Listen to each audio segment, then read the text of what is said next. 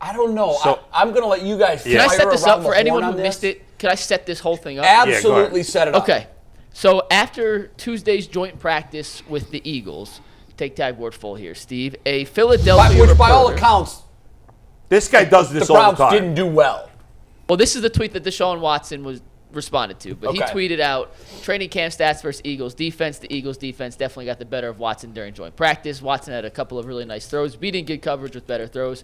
His arm definitely has the ability to make special throws. It goes on to say that he threw 3 interceptions on Tuesday and 2 interceptions on Monday, which Deshaun Watson then quote tweeted, Anthony, cut to it, simply with LOL blue cap emoji, which I will put through the younger person generator translation machine for you guys. If you don't know, didn't know, that means bullshit. Yeah. Is specifically blue cap or just cap?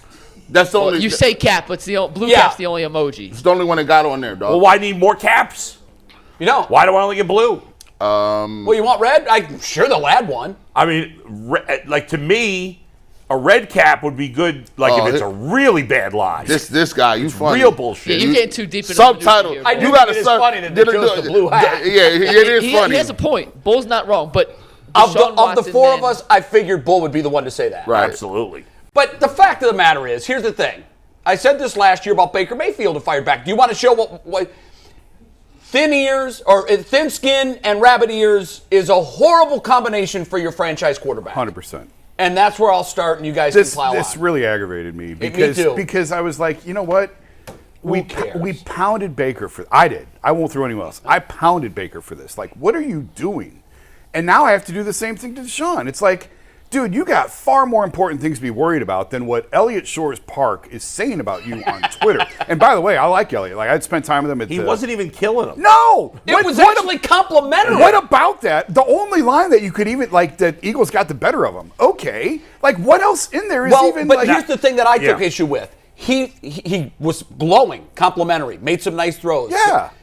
He gave factual stats, which when we started keeping stats in practices, It's stupid. I know. I think that's stupid. Yeah. However, somebody tweeted before Baker's preseason performance, in which he looked pretty good, which again means nothing, that he had thrown 9 interceptions in 7 practices. We're counting this nonsense? I think even to me, even stats in the preseason games are completely meaningless. Exactly. They're out of context. But in practice, to me, it's even more meaningless. It doesn't matter. Why Eliot Shorr? I think it's silly that anybody puts out practice By the way, it's stats. provable one way or another, true or false. Right. And didn't Mary Kay corroborate those numbers? Again. So, yeah, if you guys want the snippets, by the way, just so we're all on the same page. Mike, it doesn't matter. It doesn't matter that he threw picks. Again, Jay, I'll give you the baseball example again because you know baseball great, as you were a player, as you still are a player. When you're in preseason, when you're in practice, when you're in spring training, I don't know what you're working on. Yep. You know.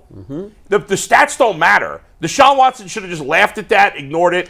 It makes me a little antsy that he's worried about things like that. Especially after the last couple of years. If that didn't teach him, don't pay attention to the noise. Right, just ignore tune it out. Now, there's a part of me that likes when a player, like if I tweet something or say something, like when Juan Thornhill commented on something, I said I like it because I like to kind of go at it a little bit Yeah, in and a so fun does this way. reporter in Philly, by the way, but you just don't expect it.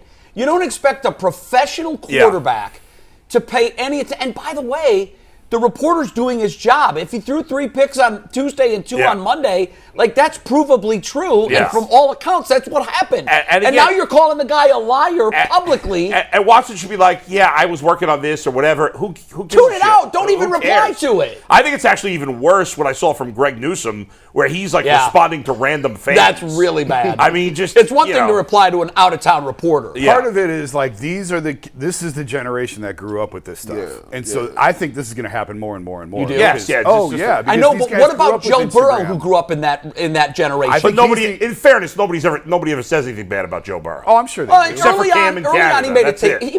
If you search Twitter, because it is the home of degenerates throwing shit out there. Yeah, that's true. If you search it, you're going to find negative comments about Joe. Absolutely. And here's the thing. How did he see that? Well, that was the other thing. Why is he fishing Is he for that searching stuff? his name Well, on clearly. Twitter, or did somebody He send didn't it to add him, did he? No. Okay. That was one of the first things I thought. And that's one of the first things I always think. I'm like, it's one thing if they at you, because I don't even look at those mentions. Right. But what it tells me is You're going fishing for this nonsense, and to me, that strikes to the core of his insecurity. Someone who's secure in their abilities gives a rat's ass what the hell anybody is putting out there about them, particularly when it's fact-based. Right. The guy's telling the truth and doing his job. I think he's taking a page out of the good old Michael Jordan book. Michael Jordan used to make up stuff about people that wasn't even true. He'd be like, what the hell is Jordan talking about? I never said that to him. But he can do that and use that as personal motivation without replying on Twitter. Well, here's the thing. I always keep it 100. You know, you go back. I used to say Baker Mayfield. You don't need to tweet, bro. Just go ahead and let them know what it is. Football. I think right here, if you want to say cap, I think this is part generational because that generation does that. Like you got guys like Kevin Durant. Kevin Durant always gonna say something back. The younger dude. He also had a burner account, and that's crazy. And how does the general public perceive Kevin Durant? They kind of look at as it a weasel. But here's the thing: when you look at Deshaun Watson, I look at it like this: if you gonna put that out there, you got to accept what's going to come with it because the last guy did it and they was on him. So at the end of the day, I can't be two-faced and be like, you know what? It's cool that he going to do it because he want to use it for motivation for the year. Nah, I think what comes to the point is sometimes, and this is why I want to play people. And just bear with me here. That comes off as, I don't know if I'm comfortable enough to go out the first game because I feel like if he was comfortable and he was ready to go in the offense, things was hitting like he want to. This says to me it's a little frustrating because it's like, well, in the back of my mind, I don't know if I'm ready to play ball the way I want to. The insecurity piece. And so it's like, all right, well, I got to fire back a little bit. But if he would have played and he led 2-3 drives and he was balling and doing his thing, and he would have been able to put the hay in the barn and put the money in the bank, he would have never said that because he would have had some stuff to point to. But here's how. First of all, you can't answer all your critics. Can't. Don't do it. No. Right. Don't try to do it. Right. You'll just run in a circle all your whole life. However, if he felt the strong need to do something to say to this guy, you're wrong, I'm right. You go out there in the first game of the season, not preseason game number 4 when he's going to see the field again. You go out against Cincinnati. You go 29 of 36 for 3 touchdowns and you post a dub. Then you clip the box score and you send it to him in DM. You slide into his DMs. And you know what? The reporter isn't going to say, look what Deshaun Watson did because it's embarrassing to him. But if you really, truly wanted to get to the person that really wasn't criticizing him, but if you really want to tell him, send him the box score numbers from your first game and let it ride. But here's he should don't even DM him. No, but I'm saying if you feel the need, like you're saying he's got to scratch that itch. Yeah. Okay, there's a way to do it. Don't publicly tweet a hat at him. I wouldn't be mad at him if he got it in front of the people and said, look, a lot of people, I heard a lot of noise during the preseason. I said I wasn't ready. Yes. But that's fine. That's fine. That is fine. That's it. And then you say, moving forward, it is what it is. I know I ain't played in a long time, but hopefully this shows you what I'm capable of and this team is capable of. As we sort of put him on the couch, though, for this tweet and try to psychoanalyze, to me, I think you touched on it. You sort of touched on it, Bull. You want your quarterback to be strong, confident, a leader, and to definitely tune out the noise. Yeah. What does it say to you about where he is? It says he's angry. Like you respond. Good point. No, good point. I get negative tweets all the time. Sure. I respond probably 10% of the time to my negative tweets. What is it that triggers you to respond to that? If it really, like most of the time when people say shit about me, it doesnment bother me. Right. If you had a bad take, I don't care about any of that stuff. Right. It's usually if it's something personal, and even then, most of the time let it go. But like yesterday, a bunch of people have said over the last year, have made a comment about me getting fired by the fan, which I was not fired. I left the station. And I always ignored it when I saw it because I was like, who cares? But yesterday, in the beginning of our show, I made some comments about the station, some comments about G and Jonathan Peterlin. And I said that I thought it was embarrassing that the station, or that none of the hosts are allowed to have me on as a guest because I've been banned by the station for being a guest. I thought it was petty and I think it was ridiculous. Right. And so one person said to me, well, you got fired. They don't want you on there. And for some reason, because of yesterday, it pissed me off because I'm sick of people that 10 people have said I got fired. I didn't get fired. And so it pissed me off. Sure. And that's the same thing here. He's probably seen 1 million people say something, but there was something about that tweet that pissed him off. True. Right. So well, that's true. It's different. That's when you really want to come out of your skin. Right. But I think the reason Deshaun looks really is because it was true. Unprofessional in this way is because what the guy was saying was provably true. And it shouldn't even matter. Like if I were him, I wouldn't give it. Things affect people different ways. Even though this was untrue, what somebody said about me, it shouldn't matter. I shouldn't. You know what I would have done, because I thought about it when I saw it. Yeah. Okay, if you're going to respond, which I'm not, I mentioned the DM thing, but there's one way that you could respond that sort of is a little self-effacing, perhaps, but I think funny as hell. Yeah. Particularly because it's Philly. Tweet to Allen Iverson, we're talking about practice. Right. We're talking about practice, guys. That would have been a way to say your tweet's ridiculous, but I'm having fun with it. I'm having fun with it. And as long as it's not bitter and angry, I'm okay with it if that's what you choose to do. That would have been good. But if you want to say, I threw 5 picks, but ... and then tweet, we're talking about practice. Let me show you this. I'm asking Jason this because you was here around that time. When you get an athlete, and I'm not going to say that Deshaun is on the same level as him, but when LeBron left Cleveland, everyone loved him, and his skill was unquestioned, right? He did the whole thing, the decision thing, and everybody flipped. Everybody flipped everywhere. LeBron, for a while, had this thing where I'm going to embrace being a villain. He tried it. And he tried it, right? It didn't work well. Because he was angry. He's like, all this stuff I done did for y'all. But that's not in his DNA. But the anger part and the vitriol part, that's the last to leave. When you're getting over something, that's the last thing to go. And then you come to terms with it. Okay, this is who I am moving forward. How was he in his personality? What change did you see after the decision when he went to Miami? He tried to embrace the villain. He tried to embrace the y'all gonna hate me? Okay, then I'm gonna pour it on.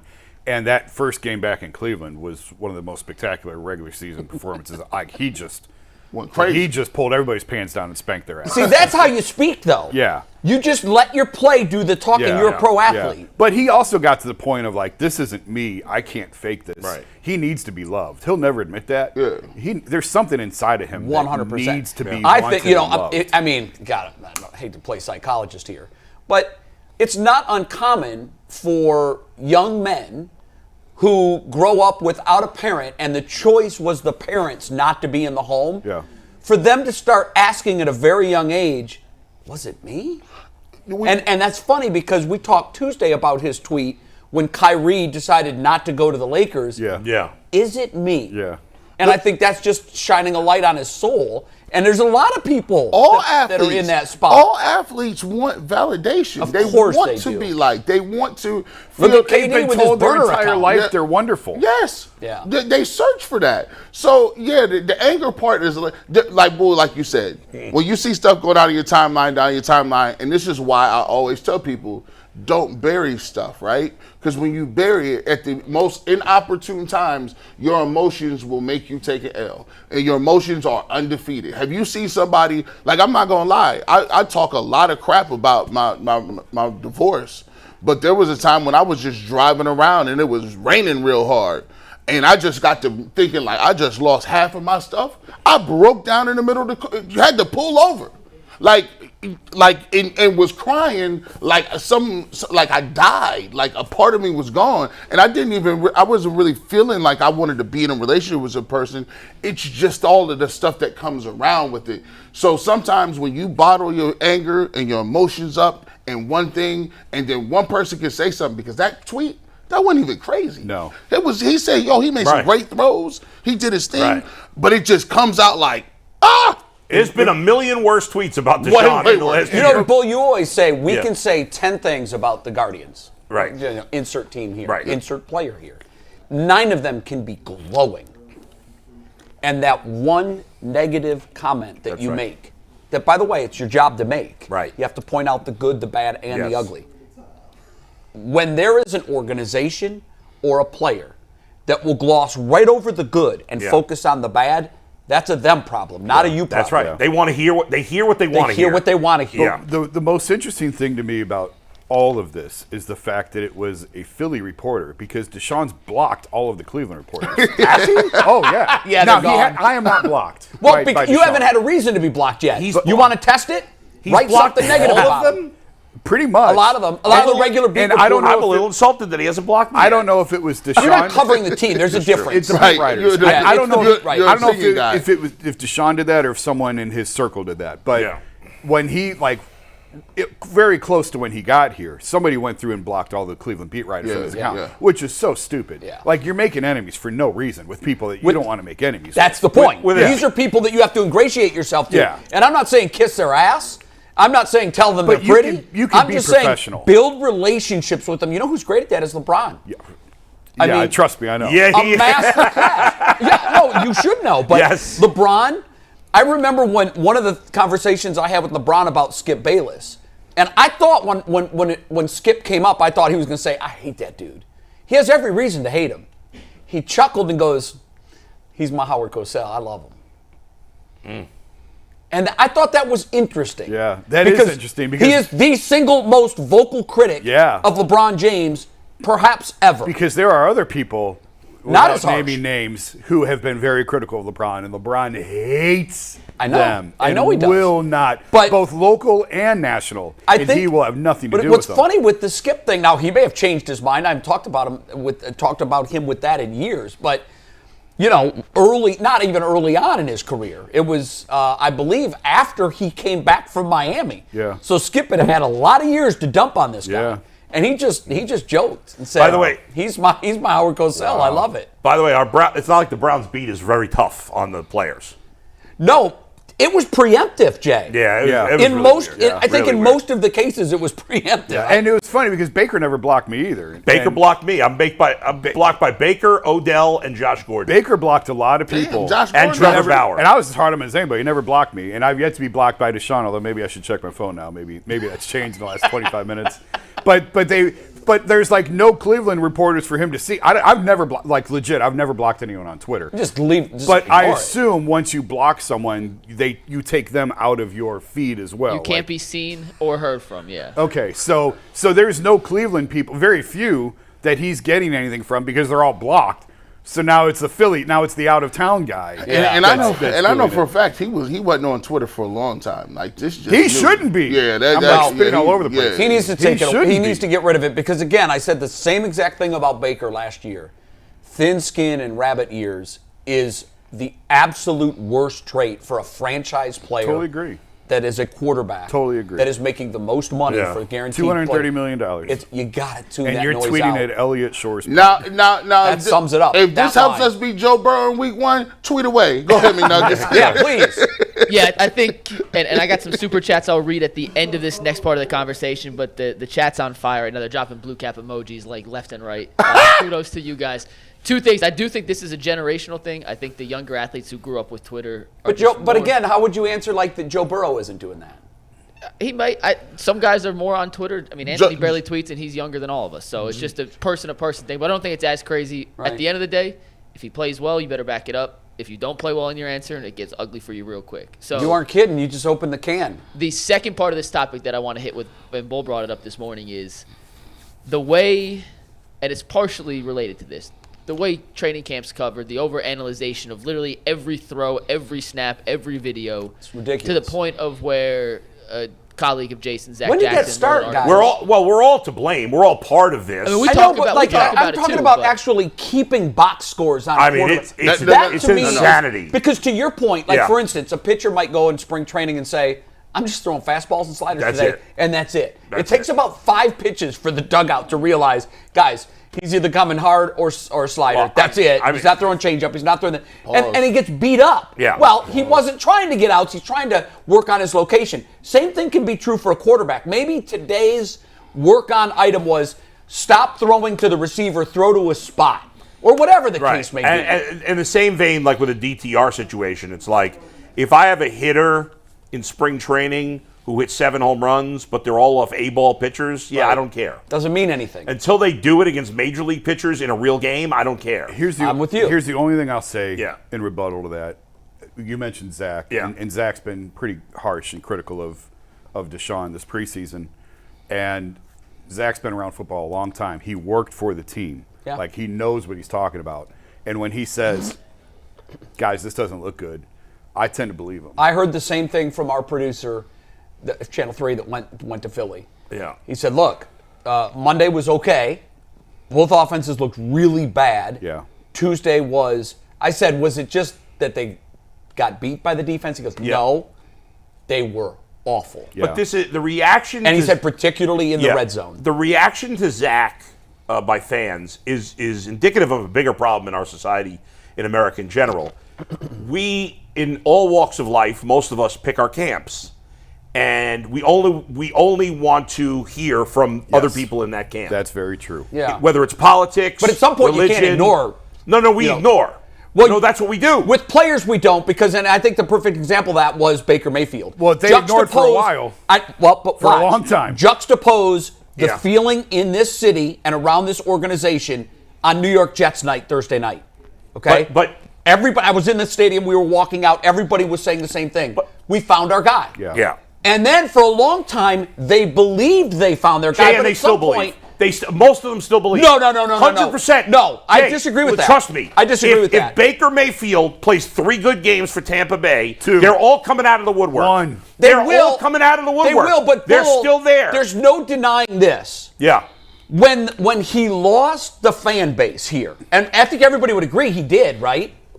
He lost the fan base at the very end when I don't writing know. was on the wall. I thought he No. when it was obvious. Even when he went on Twitter and was like, oh, I don't know what's happening, and people were still defending him.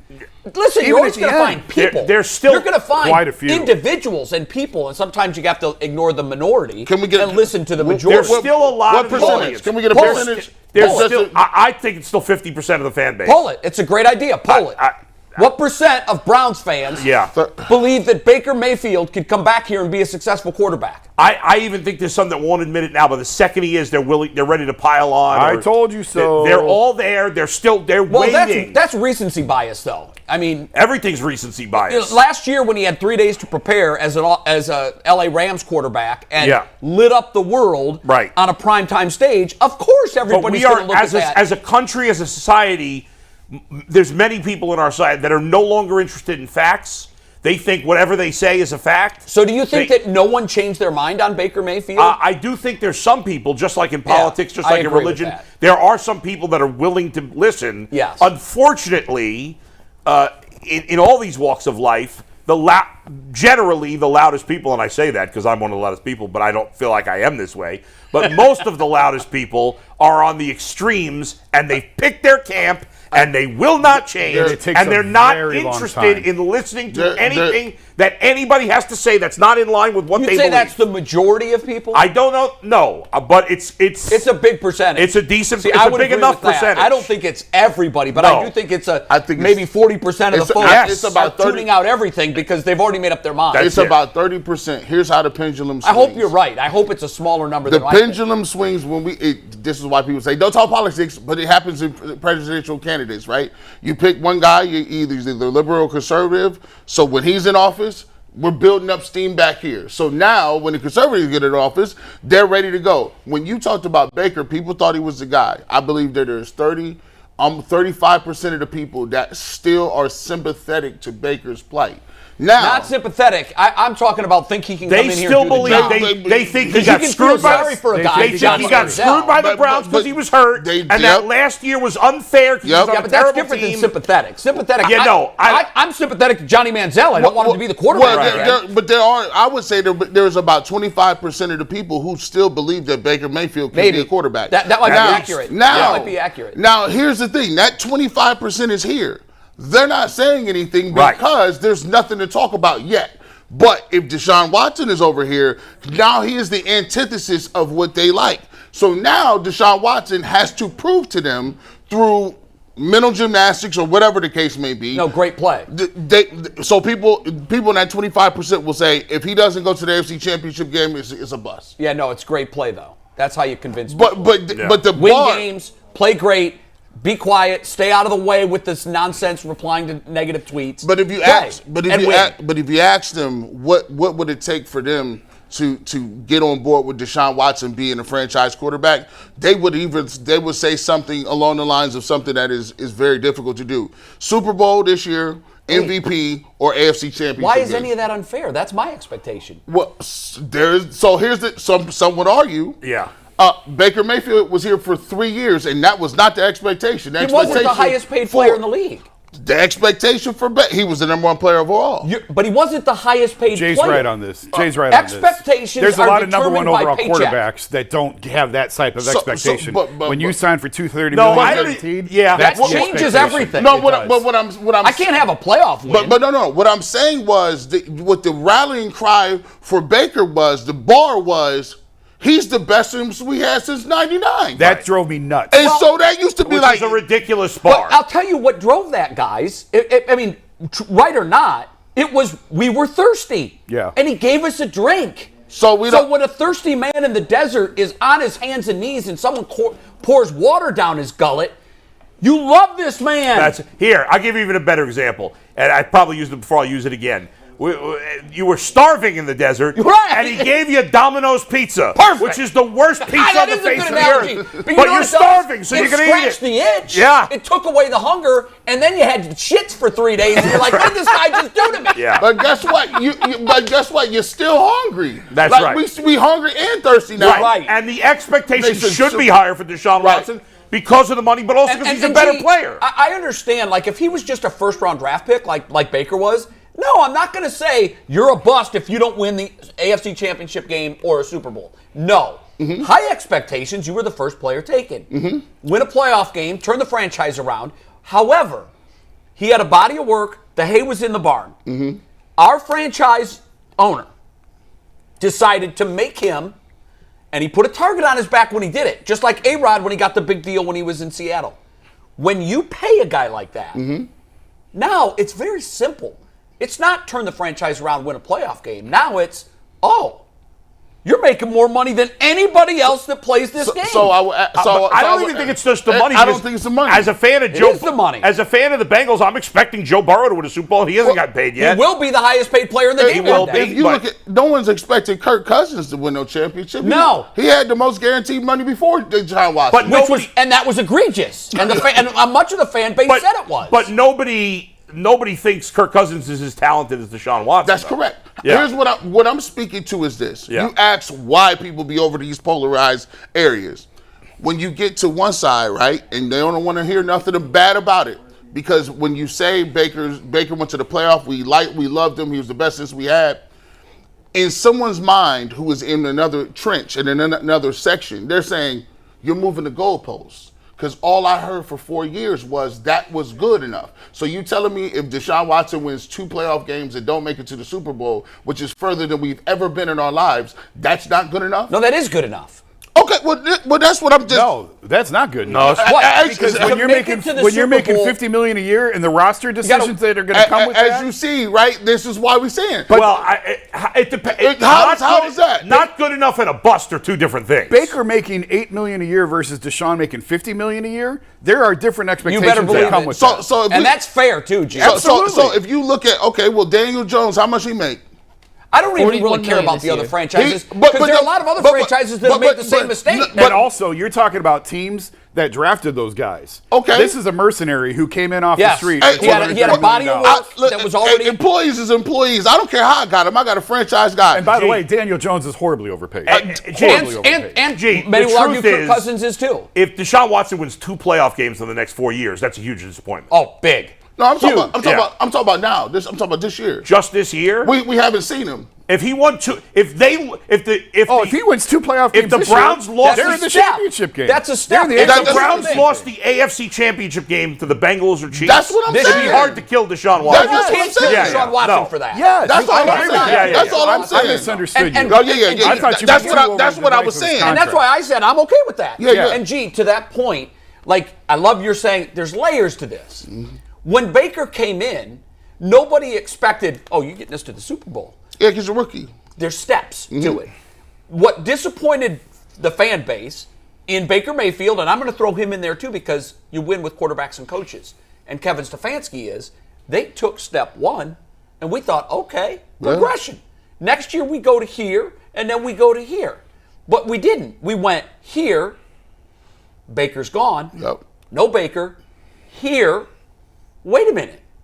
That's not the direction we're supposed to be going. Mm-hmm. This is the first year with Deshaun Watson. We better at least get back to here. Right? We better at least make the playoffs and win that's bare minimum. That's bare minimum. Right. Because if we don't, that's why, and we're going to transition into this topic, and I think this is the perfect time to. Nope, it's later. We're going to talk about playing time in the preseason, so I'll hold that fire. But I'll quickly just give you the thumbnail on this. I'm extremely disappointed in the way Stefanski is choosing to use his players in the preseason. Guys, you've said this. I said that the last preseason. This is a 5-alarm fire. Our building is on fire. Yeah.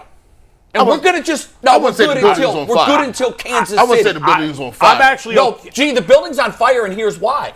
You've even said, you start with a bad first 5 games, there will be jobs lost. The building is on fire. I look at it like this. For most people out there, there is a little warning sign being like, ooh, this temperature is a little hot. Oh shit, I got alarms. Because this is what I was talking about, McNuggets. I was talking about the fact that when you do these joint practices, people are going to try to extrapolate something from them. Yeah. Now, coaches love that.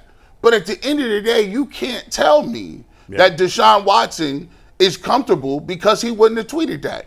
He's saying to you, look, I'm going to do whatever the coach is going to say. Tell me to do play, wouldn't play. But you can't tell me if Deshaun Watson has 2 or 3 drives under his belt and is throwing a football. He only threw the ball 3 times. Yeah. I think in the end, with an average yards per completion of 4. I think in the end, threw the ball 3 times. By the way, I think in the end, if he plays a lot in the final preseason game, I don't think it's that big a deal because most of the starters in most teams are not playing more than 2 games. I don't even care what However, most teams are interesting doing. point. No. I'll give you another team that you'll be interested in this point because it backs up what you're saying. Mike Hilton, veteran cornerback, played for the Steelers, now on the Bengals. And the Bengals, despite the fact that they've gone to the Super Bowl and the AFC Championship, have actually gotten off to slow starts in each of the last 2 years. They have. And he made a point of saying that he wanted to play a lot more this preseason. He feels like that they've gotten off to bad starts because they haven't played enough in the preseason. Very interesting. And this is coming from a guy who's been in the league a long time, really good player. Long time. So there is, and that's a team, by the way, that's on the up end of the talent cycle and has had a lot of success and has Super Bowl aspirations this year. Right. I'm talking about for a team that has been a perennial bottom feeder, for a team the last 2 years that has massively underachieved. I want my guys ready week 1. Yeah. I don't have time to step into the batter's box and look at a few pitches. Are you okay with this? I have always been in the camp of not necessarily playing guys in the preseason, but I tend to agree with Jay on this one that like there is so much at stake. We talked about this a month ago. I mentioned this a month ago before we even started of like if there was ever a preseason where you want to start playing your guys more, it's this one because there's jobs at stake and there's careers at stake. This is a huge year.